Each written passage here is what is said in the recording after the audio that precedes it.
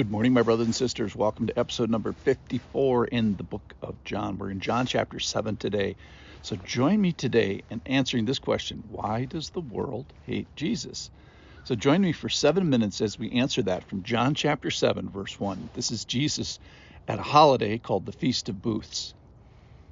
7:1. After this, Jesus went about in Galilee. He would not go about in Judea because the Jews were seeking to kill him. So he's up in the north of Israel. He doesn't want to go to the south because they are seeking to kill him.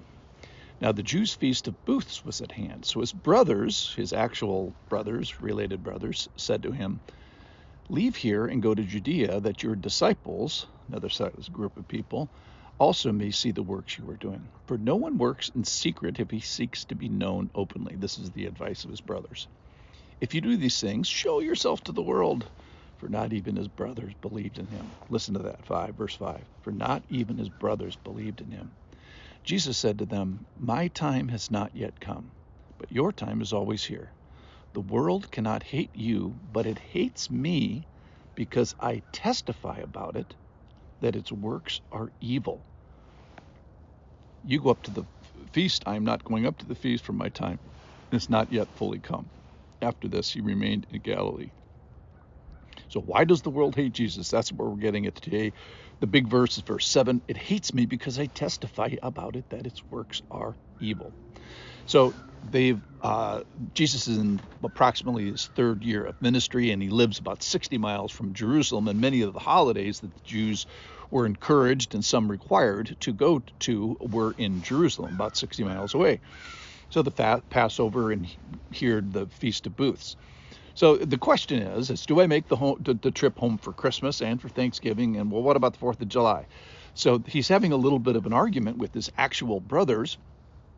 And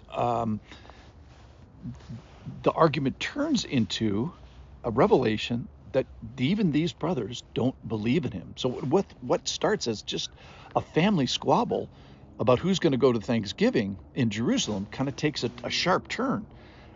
And Jesus says, the world doesn't hate you because of this topic of belief, and that is, you don't believe. So of course the world doesn't hate you. So you agree with the world about who I am and the truth of my words, in other words, that they're not real. And so the world can't hate you. So the world cannot hate you, you who don't believe. So that is, it is not going to hate you because you agree with it. So you will not be standing in opposition to the world, but standing in agreement with the world. So why does the world hate Jesus? Big question for today. It hates me because I, Jesus, and my worldview testify about it, that its works are evil. And when evil is resisted, one might think that the natural response would be honor. Oh, we honor people that resist evil. Well, if you think about it, read the paper. But no, when evil is resisted, the main response is hate. And that's what we see in the passage today. We see it in our newspapers, in our internet today. But when Jesus walked on the earth, we see it as an actual response to him. So Jesus is saying to his brothers, the world doesn't hate you because you're one and the same of the world. And when the world looks in the mirror, it sees you. And the response, love. Yep, I love myself. But when the world sees me, it hates me because I say to it, you are evil. So the interesting thing about this is the offense of the truth is more offensive than the offense of being evil.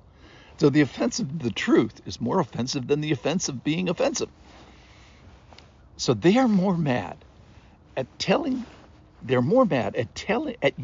them.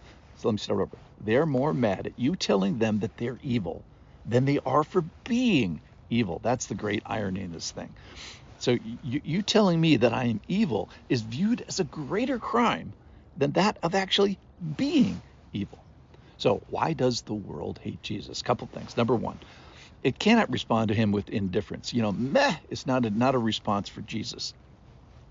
It's to say that you aren't paying attention. To say that Jesus is a good man is the one thing he cannot be. He claims deity and sovereignty and exclusivity, and he throws his elbows about, and we must respond. So number two is I like my sin. And I don't think we can underestimate this point. You can't underestimate the pleasures of sin. It's kind of what makes the world go around, or what makes evil go around. At least the fleeting pleasures of sin. The problem with sin is that it is pleasurable, but it is fleeting, and then it's gone. Then it goes. So ultimately, sin isn't pleasurable. It's displeasurable and judgeable, but it is enjoyable for the moment, and that's kind of where we live mostly, right? In the moment. Hebrews 11:25 talks about Moses, and it says that he chose rather to be mistreated with the people of God, the Israelites, than to enjoy the fleeting pleasures of sin. So I don't want to talk about Moses. I want to talk about sin. So it's enjoyable and it's pleasurable. So let's not forget that. And number 3, the world says, I don't want standards. I don't want judgment, particularly if you're going to point them at me.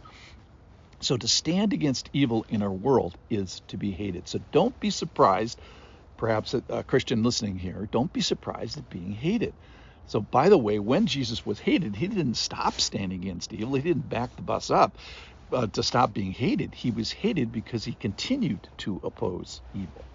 All right, so just one final thought. And I wonder about us being hated. I wonder if you don't find at least some hating directed towards you, that perhaps you're not standing against the foe in a Christ-like manner. Christ stood against the foe. He was hated. And I think similarly, if we, perhaps like Christ, stand against the foe, we should be hated. So I think it is okay to stand against evil in your home, in your character, in your work, and in your world. So, answering the question, why does the world hate Jesus? Because he stood against evil. Thanks for listening.